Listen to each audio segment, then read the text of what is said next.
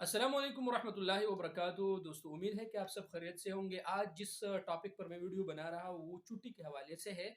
मतलब अगर आपको दिनों के हिसाब से छुट्टी लग जाए वो कब से स्टार्ट होगा। अगर आपको मिसाल के तौर पर आपके इकामे में 6 महीनों से ज़्यादा है और फिर आपको छुट्टी लग जाए तो वो कब से स्टार्ट होगा, यानी स्टार्ट छुट्टी कब से लगेगा और जो स्टार्ट छुट्टी नहीं होता है वो कब से।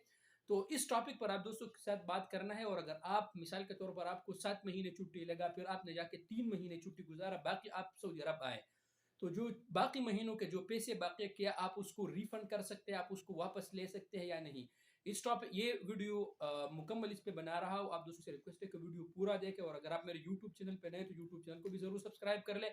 अगर फेसबुक पे आप वीडियो को देख रहे हैं तो फेसबुक पेज को भी लाइक करें और यार वीडियो को भी लाइक कर लिया करें। तो चलिए दोस्तों शुरू करते हैं। देखिए दोस्तों, जवाजात के कानून के मुताबिक अगर आपके इकामे में 6 महीनों से टाइम कम है, 6 महीने से टाइम ज्यादा नहीं है, कम है, तो फिर आपको जो छुट्टी लगेगा वो दिनों के हिसाब से छुट्टी लगेगा। मिसाल के तौर पर 40 दिन, 80 दिन, 120 दिन, इस तरह।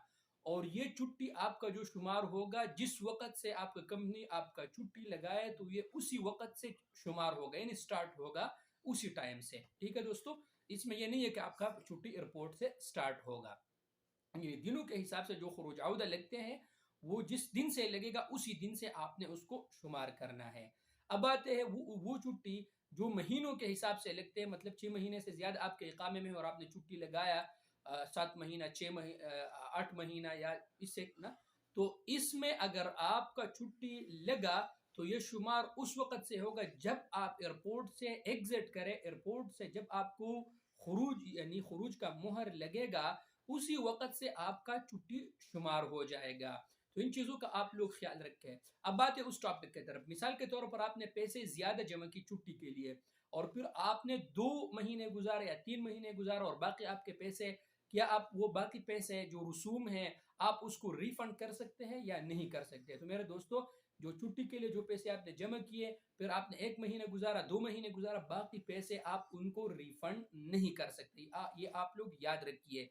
छुट्टी के लिए आपने मल्टीपल छुट्टी लगाया, जो भी छुट्टी आपने लगाया, लेकिन अगर जो पैसे आपने जमा की रसूम, आप उसको वापस नहीं, रिफंड नहीं कर सकते। तो उम्मीद है दोस्तों कि खुरजाउदा के हवाले से मेरा ये वीडियो आपको पसंद आया होगा। पसंद आया तो ज़रूर दोस्तों के साथ शेयर करें, वीडियो को लाइक भी करें, शेयर भी करें और यूट्यूब चैनल को सब्सक्राइब भी कर लें।